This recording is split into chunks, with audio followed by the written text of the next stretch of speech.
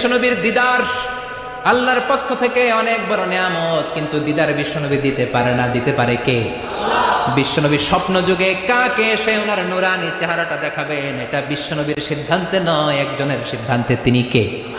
এজন্য বলতে হবে ডেকে লও মাবুদ আল্লাহ। চিল্লায় কোন ঠিক কিনা?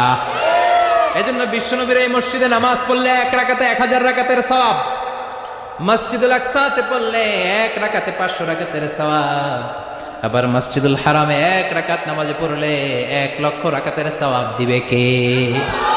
তার মানে তিনের জৈতুন বলে আল্লাহ ফিলিস্তিনের কসম কেটেছেন, আর এই ফিলিস্তিনের মধ্যে মসজিদুল আকসা রয়েছে, যেটা বিশ্বনবীর মেরাজের স্টেশন।